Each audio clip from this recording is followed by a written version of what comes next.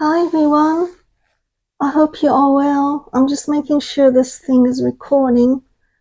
Um, yeah, I put a hat on because it's getting cold and I'm still hypothyroid, so I'm just cold-natured all the time and I have it even in the house. And yeah, I don't know if I look better with a hat or without it. I don't know. Y'all let me know. Guess it don't matter. Guess I don't care too much about that, about how I look. um, yeah, I thought I'll just come on here and talk to you guys today. I haven't been to the movies. I just don't feel like going out anywhere. I just feel like staying home and chilling because, been busy at work. I've been at work for 5 days and then I get 2 days off, but first day off is always um, busy from errands, from grocery shopping and um, cleaning, mopping the floor, laundry, cleaning the bathroom, so. And then the next day I could chill, the second day off, which is today. I can chill and I don't feel like going anywhere. I feel like just resting. I might sing karaoke in a while. I don't know. I haven't sang karaoke in 5 months now, since July. So it's been a long time since I sang karaoke. I just sing it at home. Yeah, so I guess I need to practice my singing. I used to sing a lot, and yeah, not lately. Because that can be time consuming too. A little bit, but not too much. Yeah, not like piano. Piano is too time consuming. I might have to wait till I'm retired one day to get back into piano and reading. That's time consuming too.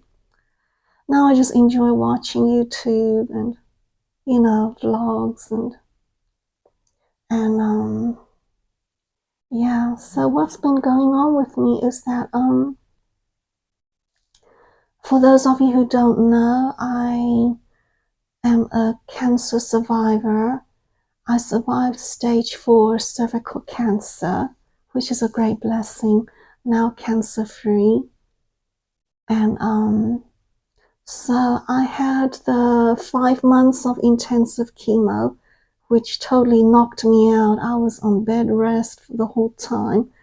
And I just even sitting up makes me breathless. And yeah, I would just run out of breath just sitting up. So I was practically in bed for 6 months. And then after that, I went back to work, and but I continued with maintenance chemo, which is not as intensive as the intensive chemo. So with maintenance chemo, I could go back to work. And yeah, the plan was to do that for 2 years. And even though I was already in remission, I had to go through the maintenance chemo as a preventative measure, to keep it from coming back. Because the first 2 years is when the chance of recurrence is the highest. And so we are now December, and the plan was to do it until February, to stop in February. That would be 2 years. But yeah, but I stopped it in November because I had a PET scan and it was negative, and so I canceled a chemo treatment because my blood pressure was high, and so I canceled one. And then when I found out the PET scan was negative, so I had a scheduled doctor's appointment where he did the pelvic exam and said, no, that nothing looked suspicious there. And so I asked him if I could, that I would like to go ahead and stop the maintenance treatment, the maintenance chemo. And he said, I thought you would ask me that. And he said, it's 3 months from target date in February. So he said, it's okay. We can stop it now. It's close enough to the scheduled stopping date. And so I went ahead and stopped it, and I'm so happy about it. And last week, I went to have the porta calf removed. So the porta calf is it's a port that was like an implant under my skin on my right chest here, and it had been there for 2 years because chemo medication burns the veins. So if it were to go through a vein in my arm or my hand, it would burn the vein there. And so it has to go through a major vein to not burn. And so it goes to like the neck vein, jugular vein, or something like that. And so the implant was there for 2 years for whenever they draw blood and give me chemo every 3 weeks for 2 years. And so that's finally taken out. Yeah, I'm so happy. Last week I went to get it removed. And it had been there for so long that scar tissue had formed around it. And so they had to cut it out of the scar tissue and, and they had to stitch me up, stitch it up. And it was painful for the first day. And the second day it was painful. It's been a week now, so it's not so sore anymore. Yeah, the incision just needs to heal. I have internal sutures that is supposed to dissolve over time, and also they put like bandage glue over the incision so that it doesn't have to be covered up by a bandage or anything. And this bandage glue will just come off by itself in 2 weeks. Yeah, by then hopefully the incision will be all healed up. And yeah, they said it'll just fall off in 2 weeks. And I can shower, I can get it wet, but I have to try not to spray on it, and yeah, to not make it come off before the time is, before the 2 weeks, to not make it come out sooner. Yeah, so I'm so happy that's done. And when I came home, I could drive myself home because they used local anesthesia. They didn't put me to sleep, so I drove myself home. And when I drove to my driveway, even before I got out of the car, I started bursting out crying. It's like, oh, it's finally over. Even maintenance chemo is over. That part of my life is just over. And suddenly just hit me, boy, I came a long way here. And oh boy, I almost started crying just talking about it, so I need to quit. Okay, I'm sorry. Ooh. When I start crying, the floodgates open wide and I just can't control myself. And yeah, let me try and change the subject. Well, I still need to heal a lot from some issues that had developed during chemo, side effects. And so I need to heal my thyroid. I'm still on thyroid medication. And yeah, so I had tried to wean down because of the high blood pressure, and I thought that was doing it because I knew it probably wasn't the chemo because I had stopped chemo already. So I thought, well, the only medication I'm taking now is the Synthroid, the levothyroxine, the thyroid medication. So I reduced it, and so now I'm cold. I'm under medicated now, so I'm gonna go back up. I have to go up slowly. Yeah, yeah.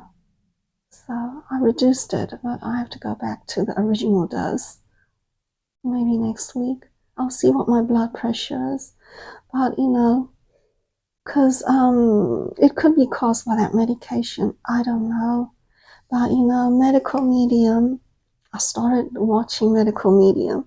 I think some of you may be familiar with him because he's been around for a while. I think maybe 10 years now. He's a best-selling author, known around the world. His protocol has saved millions of people. Celery juice trend, that came from him. I didn't know that. And I just discovered him. And he already had like 8 books out, best-selling books. Well, medical medium was saying mystery hypertension is caused by a sluggish liver, and a sluggish liver is caused by the Epstein-Barr virus, most commonly. And so his information is out of the mainstream that doctors don't know. Because he's also a medium, he gets his information from spirit. He calls the spirit that talks to him Spirit of Compassion, SOC for short. And yeah, and also he said Hashimoto's, which is autoimmune hypothyroid, is also caused by Epstein-Barr virus most of the time. So that's probably what I got. And chemotherapy probably lowered my immune system, and which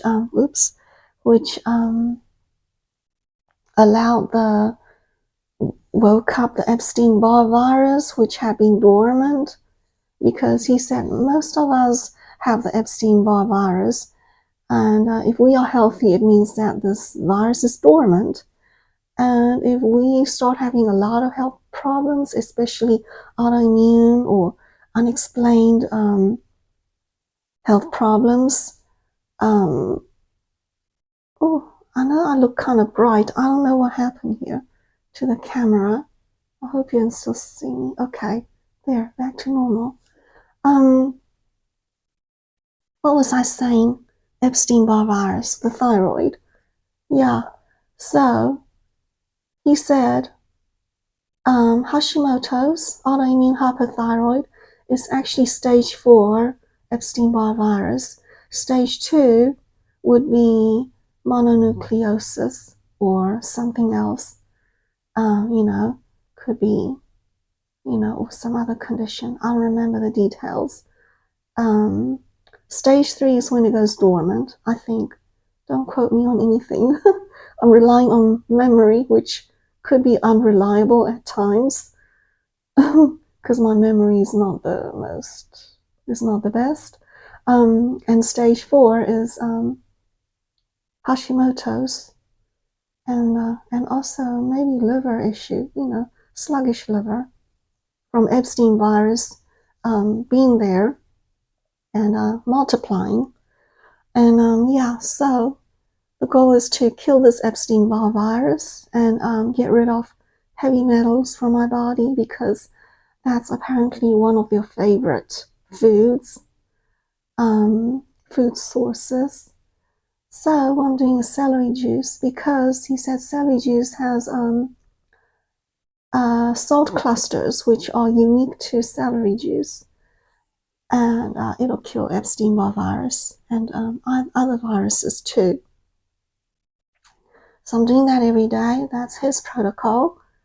And also his heavy metal detox smoothie. The active ingredients for that take out heavy metals are wild blueberries, cilantro, spirulina, Atlantic dulse or kelp, barley grass juice powder. So I'm still waiting for the barley juice grass powder to arrive. It should come today. So maybe I can take it tomorrow. The Spirulina came yesterday, so I just started that. And those Dulse, Atlantic Dulse, came like 3 days ago. So I started that. I just started this smoothie. I just started it. And I think he was saying, I think results can take 3 months to see any difference at all. So I have to be patient. Depending on the severity of one's illness, can take longer or shorter. So, I'm kind of bright again. I'm sorry. I don't know what's going on with the camera. I know the sun is going in and out. I hope you can still see me. No, my face is lighting up right now. I've been talking 15 minutes now. I mean to talk for 10 because I don't want to talk your ear off. So we'll save our talking for another day, for next week, okay? I'll talk to you more next week. Whatever pops in my head at the time, and try to keep it at 10 minutes so as not to talk your ear off. And I hope you're all well and blessed. And I'll see you next time. Bye.